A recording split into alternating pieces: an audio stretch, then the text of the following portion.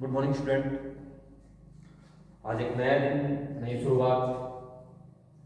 आज के टॉपिक में अपन बात करेंगे नर्वस सिस्टम के बारे में। नर्वस सिस्टम ये स्पेशली टॉपिक आपके एमएससी प्रीवियस जूलॉजी में पेपर 4 में दे रखा है, यूनिट 5 में ये पोर्शन है। इसके अलावा ये पोर्शन 12th क्लास के अंदर भी दे रखा है। इसका कुछ पार्टीशन 12th में, 11th क्लास के अंदर। यदि कोई स्टूडेंट डिप्लोमा कर रहा है तो डी फार्मा में, बी फार्मा एचएपी के अंदर भी थे। कॉमन टॉपिक है, बहुत सारी जगह पर ये पूछा जाता है। तो आज अपन बात करेंगे किसके बारे में? नर्वस सिस्टम के बारे में, तंत्रिका तंत्र के बारे में। इसके बारे में तंत्रिका तंत्र, इसको हिंदी के अंदर बोलते हैं। ठीक है। अब नर्वस सिस्टम क्या चीज होती है? नर्वस सिस्टम, जैसा कि अपन लोगों को पहले भी इस चीज के बारे में पता है कि जो बॉडी है आप लोगों की, जो एनिमल्स की बॉडी है, वो बहुत सारे सिस्टम से मिलकर बनी होती है। जैसे कि डाइजेस्टिव सिस्टम की बात कर ले, सर्कुलेशन सिस्टम की बात करें, रेस्पिरेटरी सिस्टम की बात कर ले, एक्सक्रीटरी सिस्टम की बात कर ले, रिप्रोडक्टिव सिस्टम की बात कर ले, और उसी के साथ साथ इंक्लूड किया जाता है तंत्रिका तंत्र, नर्वस सिस्टम। यानी जो बॉडी में जो नर्वस सेल्स जो आपकी हैं, जो आपकी नर्व्स हैं, उनसे मिलकर जिस सिस्टम का डेवलपमेंट होता है उसको बोलते हैं नर्वस सिस्टम। अब ये और सिस्टम्स की तुलना में बहुत ज्यादा तेजी के साथ काम करने वाला सिस्टम होता है। जनरली इसका जो वर्क होता है वो वर्क ये होता है कि जो इंफॉर्मेशन है, जो सूचनाएं हैं, उनको बॉडी के एक पार्ट से दूसरी पार्ट तक पहुंचा दिया जाए। और सिस्टम भी बहुत सारे, सर्कुलेशन सिस्टम भी ये काम करता है, ब्लड की हेल्प से इंफॉर्मेशन को एक पोर्शन से दूसरे पोर्शन पे लेके जाता है। एंडोक्राइन सिस्टम भी सेम इसी प्रकार से काम करता है, बट ये उससे थोड़ा सा डिफर होता है क्योंकि इसमें आपकी बॉडी का एक इंपॉर्टेंट ऑर्गन रोल प्ले करता है, जिसको अपन बोलते हैं ब्रेन। यानी मैं ये बोलूं कि ब्रेन की सहायता से ही इंफॉर्मेशन को एक पार्ट से दूसरे पार्ट पर ट्रांसफर किया जाता है, जिसके बारे में आज अपन स्टडी करेंगे। ठीक है, इसको राइट डाउन कर लेंगे थोड़ा सा पहले। मल्टीपल सेलुलर ऑर्गन्स में, ओरिजिनम में, या बहुकोशिकीय प्राणी आप जिसको बोलते हो, में शरीर की क्रियाओं को संपन्न या मेंटेन करने के लिए कई प्रकार के सिस्टमों की या कई प्रकार के सिस्टम्स की आवश्यकता होती है। इनमें से एक नर्वस सिस्टम होता है।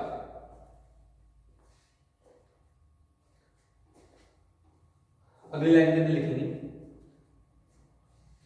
नर्वस सिस्टम न्यूरॉन से मिलकर बना होता है। यानी इसकी जो बेसिक फंडामेंटल यूनिट होती है वो क्या होती है? न्यूरॉन्स या नर्व सेल्स होती है। न्यूरॉन से मिलकर बना होता है। इसकी सहायता से इंफॉर्मेशन का ट्रांसफर होता है। नेक्स्ट टाइम में यह है केमिकल एनर्जी को इलेक्ट्रिक इंपल्स या इलेक्ट्रिक एनर्जी के रूप में बॉडी में ट्रांसफर करने का कार्य करता है। नीचे एक नोट लगा के लिख लेना, नोट। एंडोक्राइन सिस्टम मुख्यतः एंडोक्राइनिक ग्लैंड से मिलकर बना होता है। इस सिस्टम के द्वारा केमिकल सब्सटेंस की सहायता से इंफॉर्मेशन को ट्रांसफर किया जाता है। अर्थात केमिकली फॉर्म में इंफॉर्मेशन बॉडी के एक पार्ट से दूसरे पार्ट पर ट्रांसफर होती है। इसमें हॉर्मोन्स अपना एक इंपॉर्टेंट रोल प्ले करते हैं। अब जो एंडोक्राइन सिस्टम है वो भी नर्वस सिस्टम की जैसे वर्क करता है, बट उसमें डिफरेंस क्या होता है कि उसमें जो केमिकल्स एजेंट्स होते हैं या केमिकल जो सब्सटेंस होते हैं उसकी सहायता से इंफॉर्मेशन एक पार्ट से दूसरे पार्ट पर जाती है। पर नर्वस सिस्टम में ऐसा नहीं होता। नर्वस सिस्टम के अंदर जो केमिकल इंफॉर्मेशन है उसको ट्रांसफर किया जाता है किसमें, इलेक्ट्रिक इंपल्स में, देन उसको बॉडी के एक पार्ट से दूसरे पार्ट पर ट्रांसफर किया जाता है। ठीक है, तो ये हो गया नर्वस सिस्टम। अगला टॉपिक आप इसमें लिखेंगे type of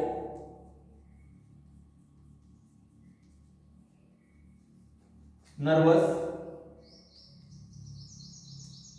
system. Write down करेंगे इसमें। नर्वस सिस्टम मुख्यतः दो भागों में बटा होता है। पहला सीएनएस, दूसरा पीएनएस। इसको बोलते हैं अपन सेंट्रल नर्वस सिस्टम,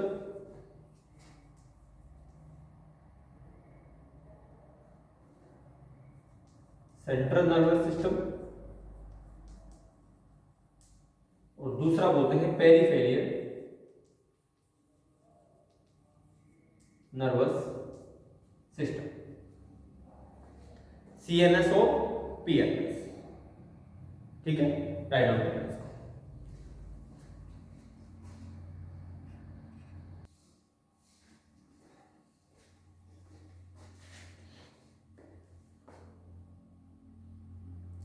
देखिए आप अब इस ब्लैक बोर्ड के ऊपर एक डायग्रामेटिकल रिप्रेजेंटेशन है।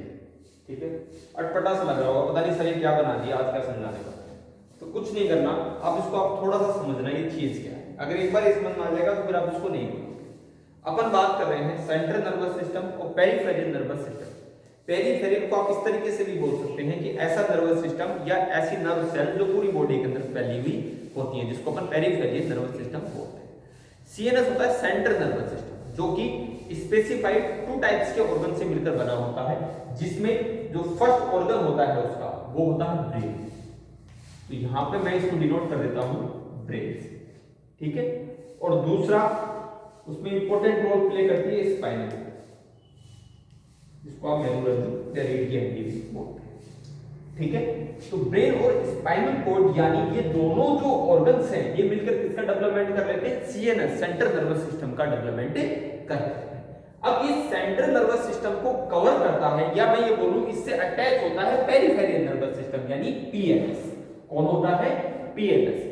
इस पीएनएस को अपन टू टाइप से डिवाइड कर सकते हैं। पहला है सोमेटिक सेंसरी नर्व सिस्टम और दूसरा होता है ऑटोनोमिक सेंसरी नर्वस सिस्टम। ठीक है, जिसको अपन एसएनएस या एएनएस भी बोलते हैं। ठीक है, अब इसकी बात को समझिए क्या कहना चाहता है। इंफॉर्मेशन है बॉडी में, इंफॉर्मेशन का एक पार्ट होगा आने वाला और दूसरा पार्ट होगा उसका जाने वाला। इट मींस यदि ब्रेन अपना रोल प्ले कर रहा है किसी भी सिस्टम के अंदर, या मैं ये बोलूं सॉरी अगर मैं इसको सिंपली लैंग्वेज में ये बोलूं, किसी भी इंफॉर्मेशन को ट्रांसफर करने के लिए ब्रेन अगर अपने इंपॉर्टेंट रोल को प्ले कर रहा है तो ये किसमें आ जाएगा, सीएनएस सेंट्रल नर्वस सिस्टम में आ जाएगा। और यदि सिर्फ स्पाइनल कॉर्ड ही उसको क्या कर रही है, ट्रांसफर कर रही है, तो वो किसमें आएगी, पीएनएस पेरिफेरल नर्वस सिस्टम के अंदर। अब बात को समझिए क्या है। दो प्रकार की क्रियाएं होती है, ऐच्छिक और अनैच्छिक, यानी जिसपे अपना कंट्रोल हो, यानी जिसपे अपने ब्रेन का कंट्रोल हो, वो सब तो किसके द्वारा कंट्रोल होगी, सीएनएस के द्वारा।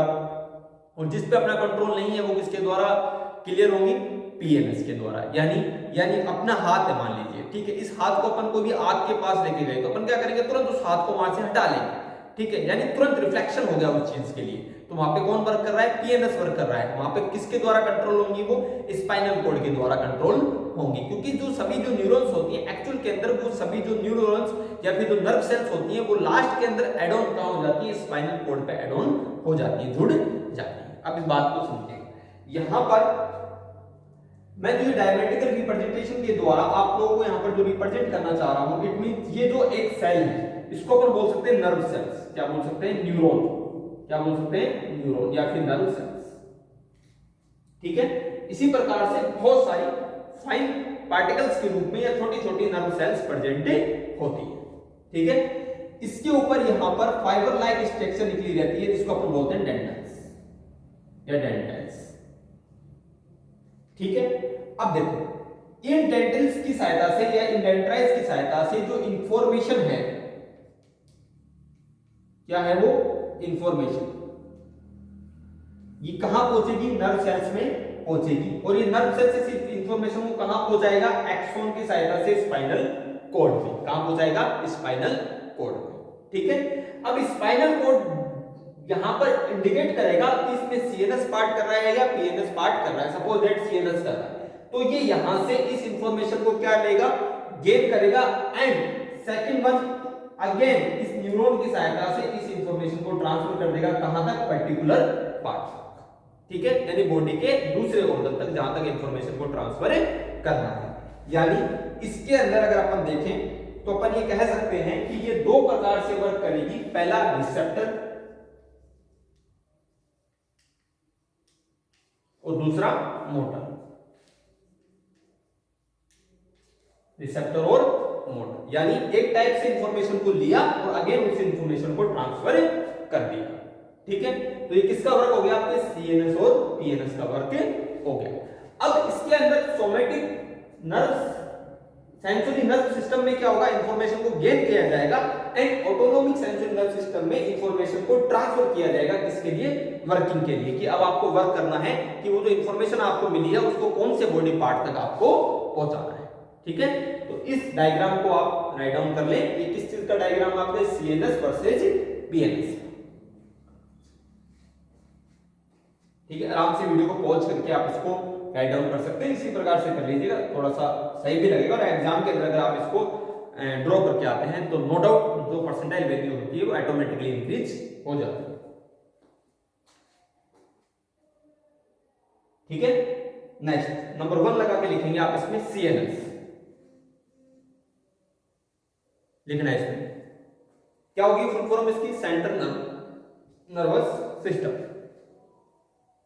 नेक्स्ट है यह नर्वस सिस्टम ब्रेन और स्पाइनल कॉर्ड से मिलकर बना होता है। सेकंड नंबर 2 लगा के पीएनएस, यह सिस्टम या यह nervous system somatic sensory nerves और ऑटोनोमिक सेंसरी नर्व से मिलकर बना होता है। इसमें स्पाइनल कॉर्ड अपना इंपॉर्टेंट रोल प्ले करते हैं। नेक्स्ट लाइन है, यह नर्वस सिस्टम इनवॉलेंट्री मैकेनिज्म में, इनवॉलेंट्री मतलब एक अनैच्छिक जो क्रियाएं हैं, इनवॉलेंट्री मैकेनिज्म में कार्य करता है।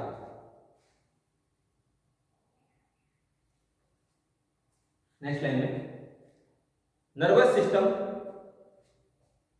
नर्व सेल्स एवं नर्व टिश्यू के द्वारा मिलकर बना होता है।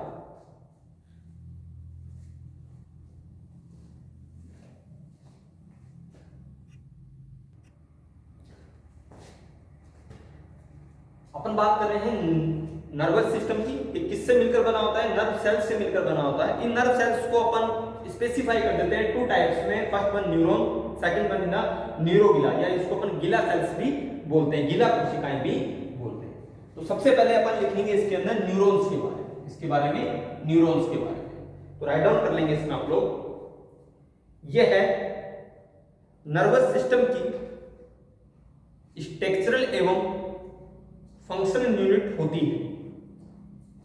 नेक्स्ट, इसकी सहायता से संपूर्ण नर्वस सिस्टम का डेवलपमेंट होता है।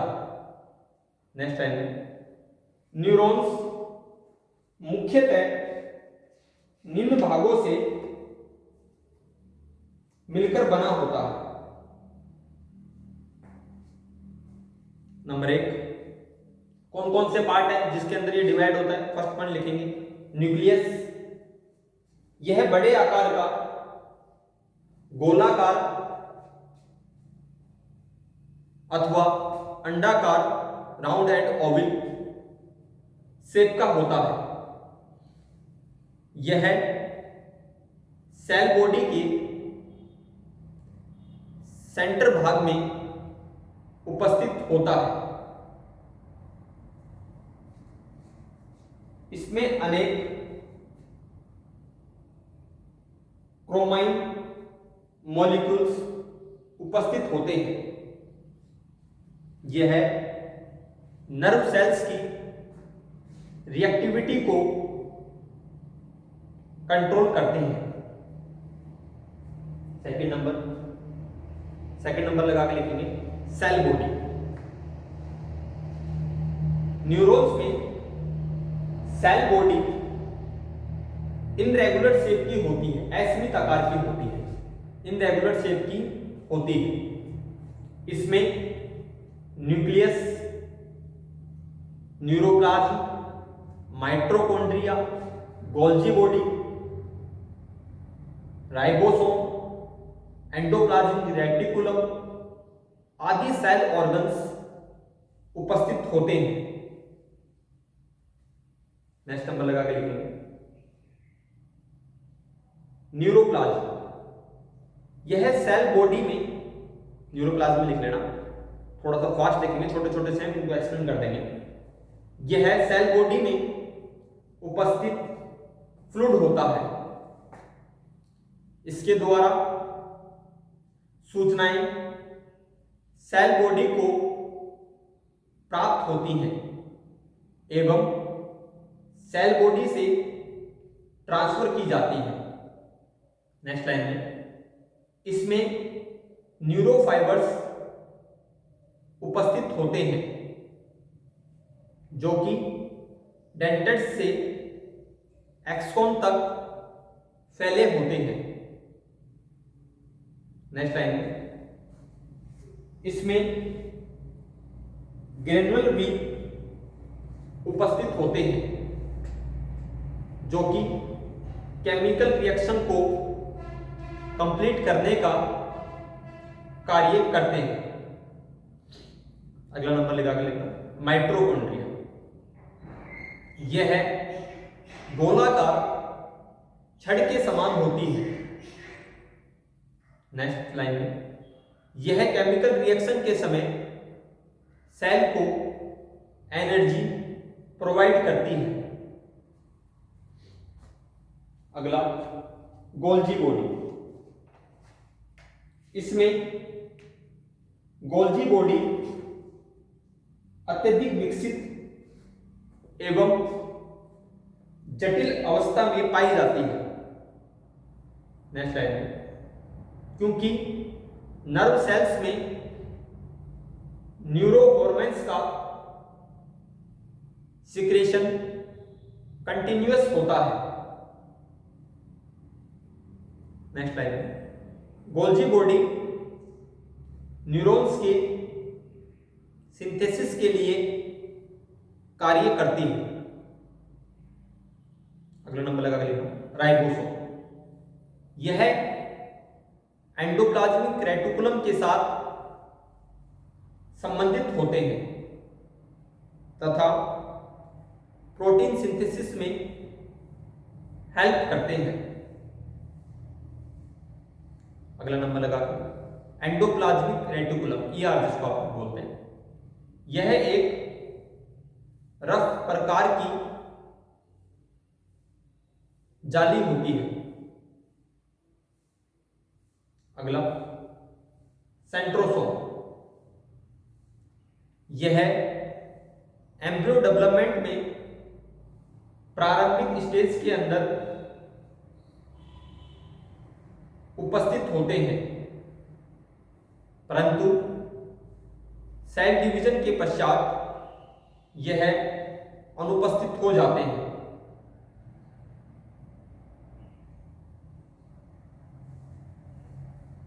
अगला न्यूरोटाइड्स NEURITE। यह फाइबर्स के समान संरचना होती है। इसमें डेंड्राइट्स, एक्सॉन आदि उपस्थित होते हैं।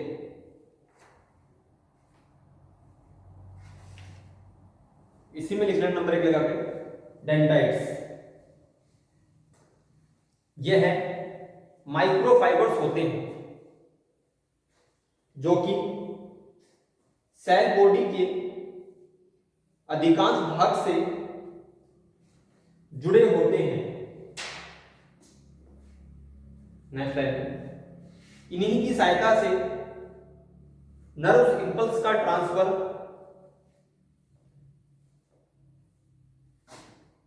होता है। नेक्स्ट लाइन, इसमें निर्सेल कोशिकाएं पाई जाती हैं जो कि निर्सेल्स कणिकाएं पाई जाती हैं जो कि सूचनाओं को प्राप्त करने एवं ट्रांसफर करने की प्रकृति को रखती हैं। नेक्स्ट, इसी में नंबर लगा के जो न्यूरोटाइड्स, जो सेल्स का अपन तो पार्ट पढ़ रहे हैं, नर्व सेल्स का न्यूरोटाइड्स, उसके अंदर ही सेकंड पार्ट आया है एक्सॉन। फर्स्ट है डेंटेट्स, सेकंड है एक्सॉन। यह सेल बॉडी से निकलने वाला सबसे लंबा फाइबर्स होता है जो कि स्टिमुलेशन को सेल बॉडी से ट्रांसफर करने का कार्य करता है। नेक्स्ट लाइन में, सेल बॉडी का वह पार्ट जहां से एक्सॉन की उत्पत्ति होती है उसे एक्सॉन हाइलुक कहते हैं। HILLOC, हाइलुक कहते हैं। नेक्स्ट लाइन में, एक्सॉन का प्रारंभिक भाग सेगमेंट में बटा होता है जिसकी सहायता से परिवर्तन का स्टिमुलेशन हो सकता है। यह इन सेगमेंट को टाइगर जोन भी कहते हैं। नेक्स्ट लाइन में, यह इस एक्सॉन आगे चलकर पुनः एक बार डेंटाइट्स से अटैच हो जाता है जहां पर इंफॉर्मेशन ट्रांसफर की जाती है। इसमें कुछ डेंटर्स कोशिकाएं इंफॉर्मेशन को प्राप्त करने एवं कुछ इंफॉर्मेशन को ट्रांसफर करने के कार्य में आती हैं। नेक्स्ट टाइम में न्यूरोगिला या गिला कोशिकाएं, सेकंड नंबर लगा के लिख लेंगे। इसे गिला सेल्स भी कहते हैं। यह है नर्वस टिश्यू की, यह नर्वस टिश्यू में चिपकने का कार्य करती है। नेक्स्ट टाइम में यह सेल सेंट्रल नर्वस सिस्टम का लगभग आधा पार्ट बनाती है। नेक्स्ट टाइम में यह न्यूरॉन्स की तुलना में छोटी होती हैं परंतु इनकी संख्या न्यूरॉन से अधिक होती है।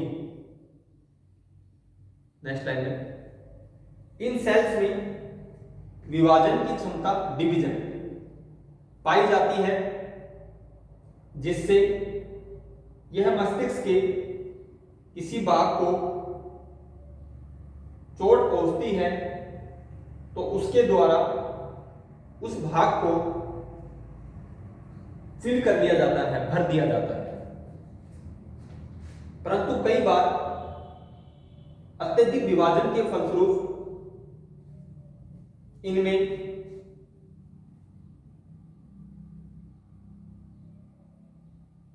ग्लैंडुला डेवलप हो जाते हैं जो कि आगे चलकर गैंग्लियन सिस्ट का डेवलपमेंट करते हैं। ठीक है, इसके स्ट्रक्चर वगैरह वो नेक्स्ट में देखेंगे तो अपन साइनेप्स या न्यूरोट्रांसमीटर के बारे में पढ़ेंगे। ठीक है, 3 पार्ट के अंदर ये पूरा पोर्शन डिवाइड।